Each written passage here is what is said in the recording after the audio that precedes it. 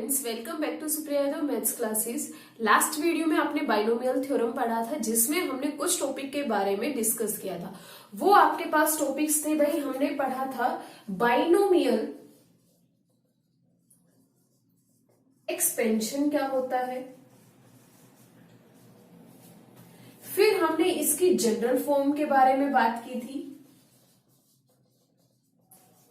फिर हमने यहां पर nth टर्म, जो भी आपके पास टर्म निकालने हैं या फिर कोई भी rth टर्म, कोई भी जनरल टर्म निकालने का फॉर्मूला हमने पढ़ा, जो कि हमने कहां से पढ़ा था, बिगिनिंग से पढ़ा था। फिर हमने यहां पर बात की थी जी मिडल टर्म के बारे में।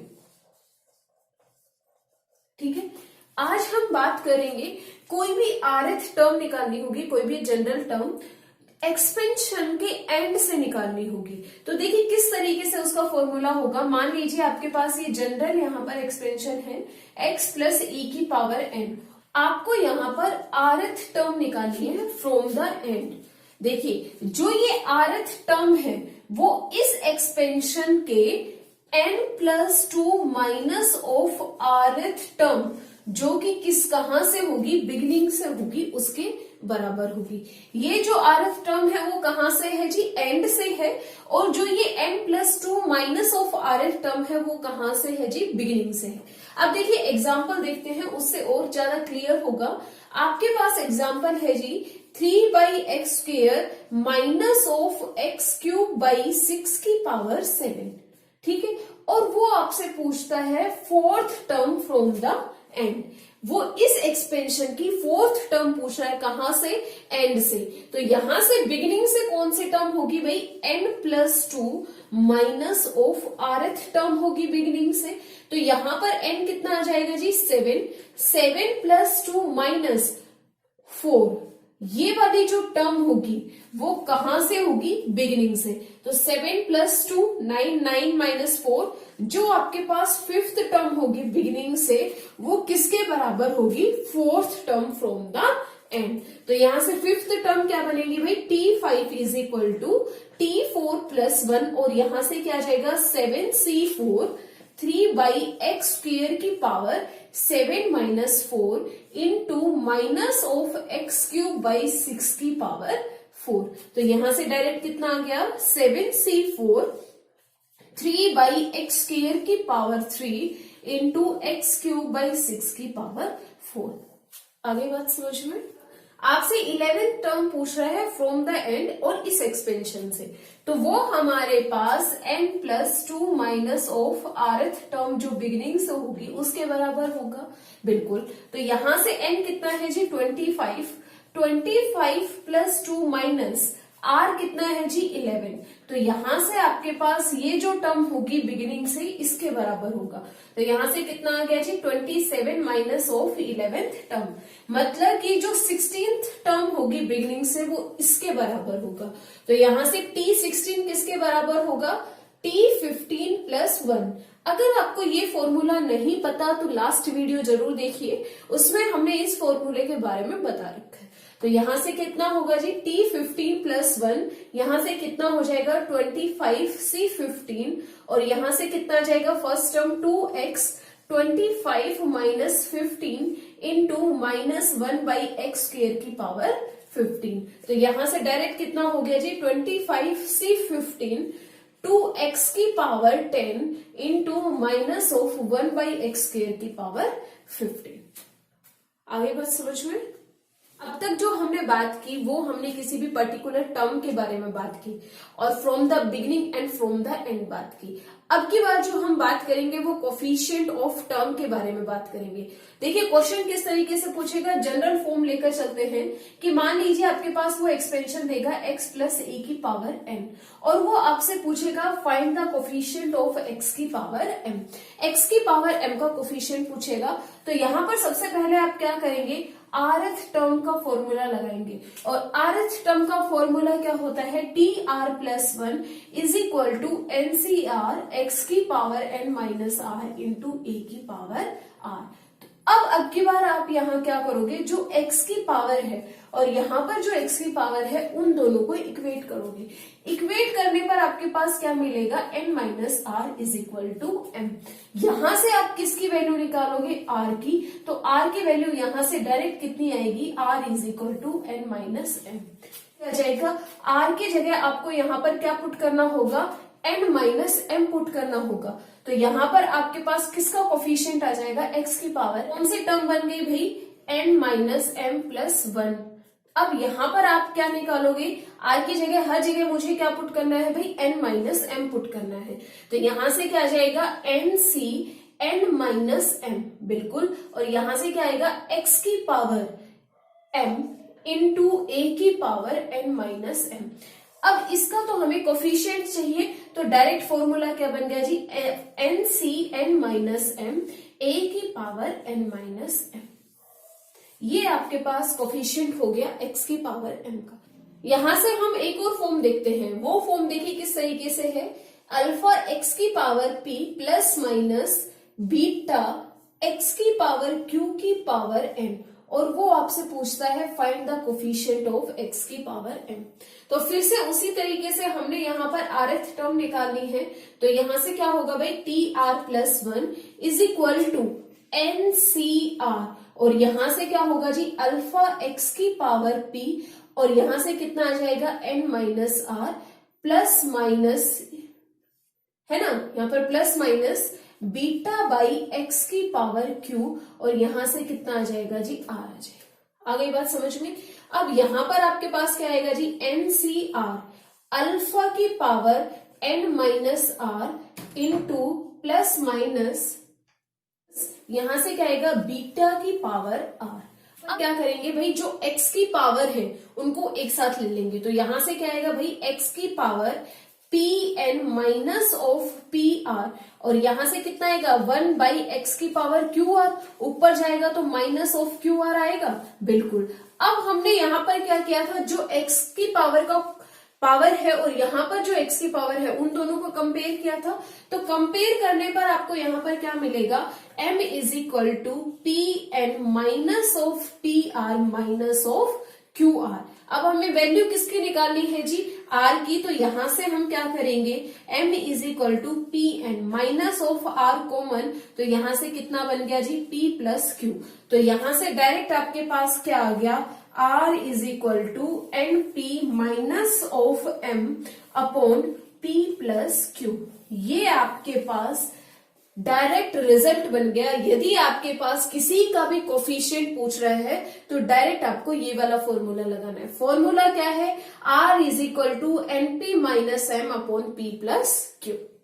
ये क्वेश्चन इस तरीके से पूछेगा, find the coefficient of x की पावर 10 इन द एक्सपेंशन, और एक्सपेंशन आपके पास ये गिवन है। पहले तो नॉर्मल जो आपके पास टी आर प्लस 1 टर्म वाला फॉर्मूला है उससे करेंगे, फिर जो डायरेक्ट आपके पास फॉर्मूला अभी हमने बताया है, और वो क्या था, r is equal to N P minus M by P plus Q, इस वाले से डायरेक्ट रिजल्ट करेंगे। ठीक है, देखिए हमने यहाँ पर क्या निकालना है जी, x की पावर 10 का कोफिशिएंट। तो सबसे पहले क्या निकालेंगे, T R plus 1, T R plus 1, तो यहां से क्या आएगा जी, एन सी आर एक्स की power n minus are into a की पावर आर। कंपेयर करें तो यहां से क्या आएगा, 11 सी आर एक्स की पावर, और x यहां पर कितना है जी, 2x square 11 minus are into minus of 3 by X की पावर r। तो यहां से डायरेक्ट कितना बनेगा जी, 11 सी आर 2 की power 11 minus are into x की पावर 22 माइनस ऑफ 2r, और यहां पर कितना आएगा भाई, minus of r into minus of 3 की पावर r। अब हमने क्या किया था, ये जो पावर है और ये जो पावर है इन दोनों को इक्वेट किया था। तो यहां से कितना आएगा जी, 22 minus of 3r is equal to 10। तो यहां से कितना आएगा, r is equal to 3r is equal to 12 और r इज इक्वल टू 4। मतलब कि आपको यहां पर कौन सी टर्म का कोफिशिएंट चाहिए, फिफ्थ टर्म का कोफिशिएंट चाहिए, क्योंकि यहां पर कितना आएगा, 4 प्लस 1, तो फिफ्थ टर्म का कोफिशिएंट। तो फिफ्थ टर्म का कोफिशिएंट डायरेक्ट यहां से निकालेंगे तो कितना आएगा जी, t4+1 इज इक्वल टू, तो x की वैल्यू को हमने हटा देना है, जो जो आपके पास कांस्टेंट है उनको एक साथ ले लेना है। तो यहां से कितना आ जाएगा 11c4 2 की power 11 minus 4 into minus of 3 की पावर 4। ये आपके पास कोफिशिएंट हो गया किसका जी, x की पावर 10 का।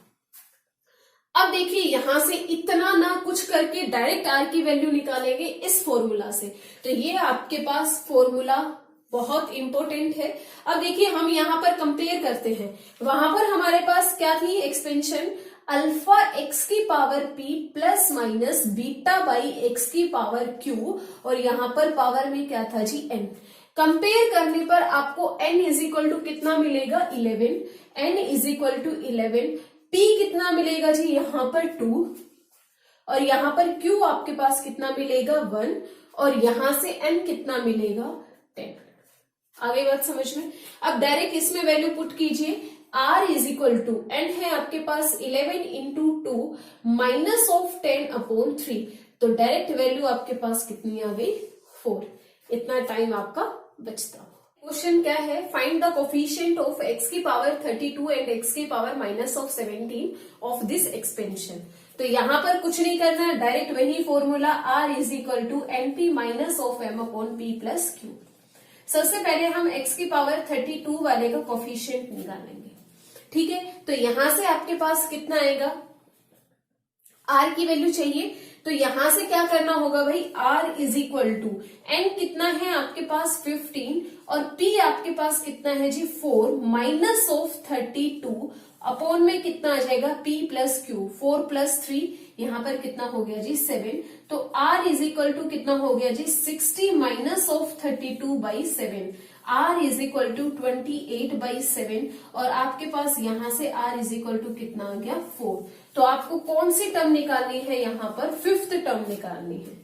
आगे बात समझ में। तो यहाँ पर यदि मैं 5th टर्म निकालूंगी तो यहां से कितना आएगा t4+1 is equal to NCR, n कितना है 15C4, और यहां से देखिए सिर्फ और सिर्फ क्या आएगा 15C4, ना तो आपके पास यहाँ पर कुछ अल्फा है और ना ही आपके पास कहा यहाँ पर कोई बीटा है, ये आपके पास डायरेक्ट कोफिशिएंट हो गया। आगे बात समझ में। इसी तरीके से यदि मैं यहाँ पर x की पावर माइनस ऑफ 17 का कोफिशिएंट सॉल्व करना चाहूं तो डायरेक्ट हमें r की वैल्यू निकालनी है, तो r यहाँ पर कितना होगा जी 4 into 15 minus minus of 17 upon 4 plus 3 है ना।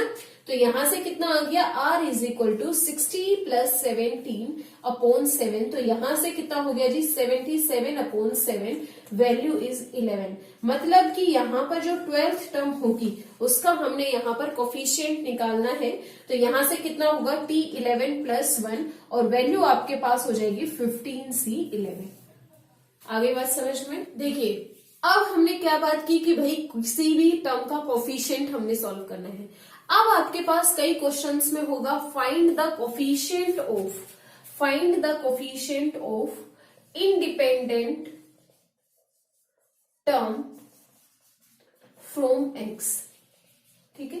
क्या पूछेगा भाई, जो टर्म इंडिपेंडेंट है x से उसका यहां पर कोफिशिएंट निकालिए, या फिर वो आपको कहेगा फ्री फ्रॉम x, या फिर आपको वो कहेगा कांस्टेंट टर्म। यदि आपके पास इस तरह का कुछ भी दिखने को मिले क्वेश्चन में, तो वो कह रहा है कि यहां पर आपको कोफिशिएंट निकालना है x की पावर 0, मतलब कि वहां पर x हमें दिखना ही नहीं चाहिए। और x कब नहीं दिखेगा, जब x की पावर 0 होगी। तो देखिए क्वेश्चन किस तरीके से होगा, देखिए अब वो यहां से क्वेश्चन किस तरीके से पूछेगा। क्वेश्चन आपको क्या देगा भाई, कोई भी एक्सपेंशन दे देगा यहाँ पर, और वो आपसे कहेगा find the coefficient of independent term from x। जो इंडिपेंडेंट टर्म है x से उसका कोफिशिएंट निकालिए, तो यहाँ पर हम क्या कर देंगे सीधा 0। तो यहां से जो फॉर्मूला था, फॉर्मूला हमारे पास क्या था जी r is equal to NP minus of m upon p plus Q था, और m यहाँ पर क्या था जो x की पावर थी, लेकिन यहाँ पर x की पावर क्या है 0, तो डायरेक्ट यहाँ पर क्या फॉर्मूला बन गया r is equal to NP upon p plus Q for those type of question. और वो क्वेश्चन क्या होंगे, independent term of x, free from x और कांस्टेंट टर्म। तो यहां से देखिए क्या आएगा, r is equal to 12 into power कितनी है जी 1 अपॉन में कितना आ जाएगा 1 प्लस 2। तो डायरेक्ट यहां से कितना आ गया r इज इक्वल टू 4। मतलब कि फिफ्थ टर्म का आपको यहाँ पर क्या निकालना है जी कोफिशिएंट। तो फिफ्थ टर्म का कोफिशिएंट यहां से कितना आएगा जी 12c4 और यहां पर कितना आएगा 2 की पावर 12 माइनस 4 इंटू -1/2 की पावर 4। तो डायरेक्ट यहां से कितना आएगा 12c4 2 की पावर 8 इंटू 1/2 की पावर 4। ठीक है। देखिए जी नेक्स्ट क्वेश्चन उसी तरीके का क्या है, कांस्टेंट टर्म का हमने यहाँ पर कोफिशिएंट निकालना है, कांस्टेंट टर्म निकालनी है। तो वही चीज है कि भाई x की पावर 0 होना। तो यहाँ पर आपके पास फॉर्मूला क्या था r is equal to NP upon P plus Q. और देखिए यहाँ पर n कितना है जी 10 इंटू पावर में कितना है जी 1 अपॉन 2। तो डायरेक्ट आपको कौन सी r इज इक्वल टू 5, मतलब कि डायरेक्ट आपको यहाँ पर सिक्स्थ वैल्यू निकालनी है। तो सिक्स्थ टर्म यहां से कितना निकालेंगे जी t5 प्लस 1 NCR 10c5 यहां से कितना आएगा जी 1 की पावर 5 इंटू माइनस ऑफ 1 की पावर 5। तो डायरेक्ट आंसर कितना आ जाएगा 10c5। तो यहां से आप सॉल्व करेंगे तो कितना होगा जी minus of 10 into 9 into 8 into 7 into 6 by 5 into 4 into 3 into 2।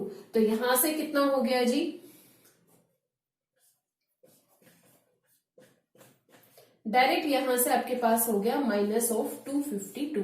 Option C is correct. देखिए जी कई बार क्वेश्चन इस तरीके से भी पूछ लेता है find the coefficient of x की पावर 8 इंटू y की पावर 10। इसका हमने कोफिशिएंट निकालना है।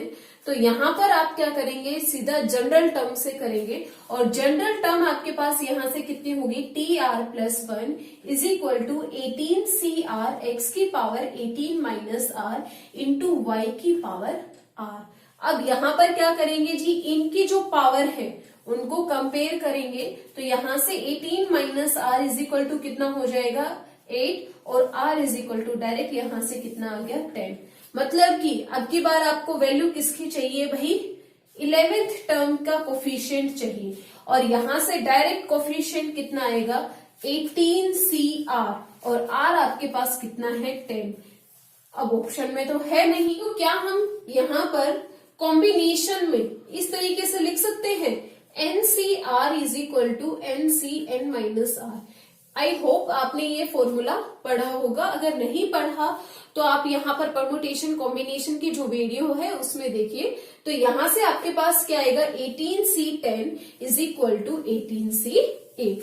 Option A is correct. जी अब हम बात करेंगे कि ग्रेटेस्ट कोफिशिएंट किसी भी एक्सपेंशन का, और एक्सपेंशन आपके पास किस तरह की फॉर्म में होना चाहिए 1 प्लस एक्स की पावर n का। तो यहाँ पर यदि ग्रेटेस्ट कोफिशिएंट की बात करें तो वो आपके पास क्या होगा, यदि आपके पास यहाँ पर n is equal to even होगा तो क्या होगा, और यदि आपके पास n is equal to odd होगा तब आपके पास क्या होगा। यदि आपके पास n is equal to even होगा तो यहाँ पर r is equal to n/2, मतलब कि NCN/2 ये आपके पास ग्रेटेस्ट कोफिशिएंट होगा इस एक्सपेंशन का।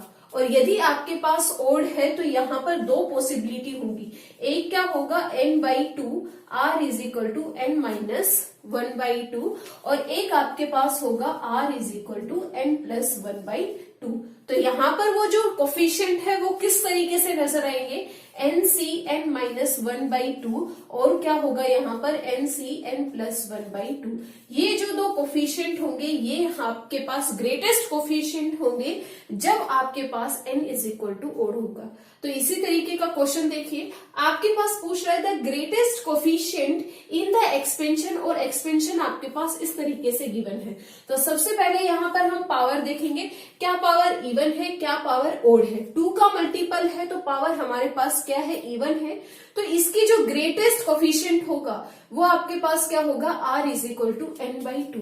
तो यहां से r is equal to n कितना है जी 2n/2। तो यहां से r इज इक्वल टू कितना हो गया n हो गया। तो यहां से आपके पास ग्रेटेस्ट कोफिशिएंट क्या होगा 2NCN। ये ऑप्शन भी रॉन्ग और यहां से ये ऑप्शन भी गलत। अब देखिए यहां से इससे कंपेयर करते हैं, तो क्या मैं इसको इस तरीके से लिख सकती हूं? यहां पर इसका फॉर्मूला खोल दीजिए, तो यहां से आपके पास 2n फैक्टोरियल को हम क्या लिखेंगे, 1 इंटू 2 इंटू 3 डैश डैश, यहां से कितना आ जाएगा 2n minus 1 into 2n upon n factorial into n factorial लिख सकते हैं। बिल्कुल, यहाँ पर जो आपके पास इवन टर्म्स हैं उनको अलग कीजिए और यहाँ पर जो ओड टर्म्स हैं उनको अलग कीजिए। तो यहाँ से कितना होगा 1 into 3 into dash dash 2n minus 1, और यहाँ से कितना होगा 2 into 4 into 6 dash dash 2n upon क्या आ जाएगा n factorial into n factorial. यदि मैं यहां से हर एक टर्म से 2 को कॉमन लेती हूं तो टोटल नंबर ऑफ टर्म्स यहां पर कितनी है n। तो यदि मैं हर एक टर्म से 2 कॉमन लूंगी तो कितना कॉमन आ जाएगा 2 की पावर n, और यहां पर आपके पास क्या बचेगा, आपके पास क्या बचेगा 1 इंटू 2 इंटू 3 और कहां तक जाएगा n। क्या मैं इसको n फैक्टोरियल लिख सकती हूँ? बिल्कुल, तो यहां से n फैक्टोरियल से n फैक्टोरियल कैंसिल, क्या ये आपके पास ऑप्शन 1 जैसा दिख रहा है? बिल्कुल, ऑप्शन 1 इज करेक्ट। देखिए अब हम कुछ प्रॉपर्टीज के बारे में बात करते हैं। यहां पर आपके पास एक बाइनोमियल एक्सपेंशन है 1 प्लस एक्स की पावर n। तो यहां पर जो आपके पास कोफिशिएंट होगा, कोफिशिएंट उस टर्म का from the beginning and from the end, वो दोनों आपस में क्या होंगे, इक्वल होंगे। देखिए किस तरीके से, यदि मैं इस एक्सपेंशन को यहां पर सॉल्व करना चाहूं तो ये क्या होगा nc0 plus nc1x plus nc2 x square plus nCn minus 1, और यहां से कितना हो जाएगा आपके पास x की power n minus 1 plus nCn x की पावर n। तो हमारा यहाँ पर कहने का मतलब क्या है कि यहाँ पर जो बिगिनिंग में फर्स्ट कोफिशिएंट है इक्वल डिस्टेंस पर होना, ये जो कोफिशिएंट है वो किसके बराबर होगा जी, यहाँ पर nCn के। nc0 किसके बराबर होगा, nCn के, और यहां से जो nc1 है वो किसके बराबर होगा जी, nCn माइनस 2 है, वो किसके बराबर होगा जी, nCn माइनस 2 के बराबर होगा। आगे बात समझ में, इक्वल डिस्टेंस पर होने चाहिए ये। और यहां से फिर अगर मैं जनरल फॉर्मूला बनाना चाहूं तो यहां से मैं लिख सकती हूं NCR is equal to NCn minus R। आगे बात समझ में, इसी तरीके से यदि आप यहां पर सम ऑफ कोफिशिएंट निकालना चाहें, सम ऑफ कोफिशिएंट यहां पर यदि आप सॉल्व करना चाहें ऑफ कोफिशिएंट, तो यहां से जो सम ऑफ कोफिशिएंट का जनरल फॉर्मूला होगा वो क्या होगा, summation r is equal to 0 to n NCR होगा, और वो पूरा का पूरा आपके पास किसके बराबर होगा जी, 2 की पावर n के बराबर होगा।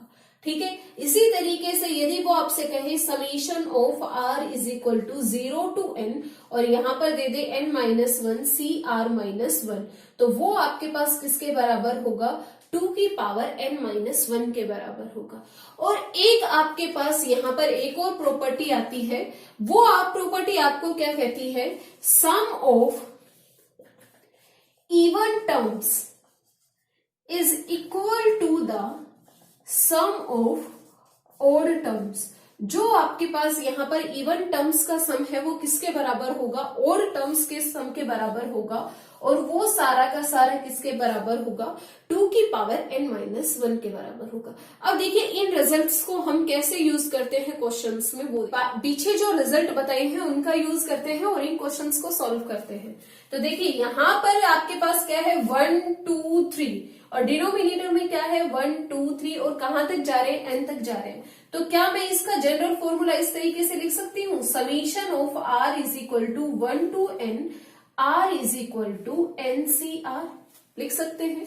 और आपने एक फॉर्मूला पढ़ा होगा कॉम्बिनेशन में, NCR is equal to n by r n minus 1 CR minus 1, इसका यूज कीजिए यहाँ पर। तो NCR की जगह मैं ये टर्म लिख सकती हूँ, बिल्कुल। तो यहां से क्या आएगा, summation of r is equal to 1 to n, और यहां से r, और यहां से क्या लिख सकते हैं जी, n by r n minus 1 CR minus 1। बिल्कुल। तो R से R कैंसिल, फॉर्मूला क्या बन गया, n बाहर निकाल लीजिए, R is equal to 1 to n -1 CR-1, और इसका फॉर्मूला आपके पास क्या होता है, 2 की पावर n-1। तो डायरेक्ट यहां से कितना आ गया, n इंटू 2 की power n-1। Option C is correct. ठीक है। अब देखिए इस तरीके के क्वेश्चन सेकंड, यहां पर आपके पास यदि मैं देखूं तो देखिए ए कोफिशिएंट यहां भी है, यहां भी है, यहां भी है और यहां भी है ना। तो ए का कोफिशिएंट के साथ, ए जिस जिस कोफिशिएंट के साथ है उनको एक साथ लीजिए। तो यहां से क्या रहेगा, ए कॉमन, यहां से क्या आएगा, C0 प्लस C1 प्लस डेस डेस डेस प्लस CN आएगा, है ना, प्लस बी जिस जिसके साथ है उसको एक साथ लिखिए। तो यहां से क्या आएगा, BC1 आएगा 2C2 प्लस 3C3, और यहां से कितना आएगा, प्लस CNC आएगा। बिल्कुल। और देखिए ये वाली जो टर्म है, क्या आपके पास ये वाली टर्म है ना, और इसका फॉर्मूला आपके पास क्या आया है, n इंटू 2 की पावर n-1। तो यहां से मैं लिख सकती हूं, और ये वाला अभी आपको बताया है, sum of coefficient of n terms of the expansion 1 plus x की पावर n, और वो आपके पास क्या था, 2 की पावर n। तो डायरेक्ट यहां से लिख सकती हूँ 2 की पावर n प्लस b, और इसका यहां से रिजल्ट कितना आ गया जी, n इंटू 2 की पावर n-1। तो यहां से आप क्या लिख सकते हैं, 2 की पावर n कॉमन लेंगे, 2 की पावर n अगर मैं यहां से कॉमन लेती हूं, 2 की पावर n-1, तो यहां से कितना आएगा, 2a plus nb, 2a plus nb 2 की power n-1। Option B is correct. I hope आपको सब समझ में आया होगा। अगर वीडियो अच्छी लगे तो लाइक करें, शेयर करें एंड सब्सक्राइब करें। Thank you.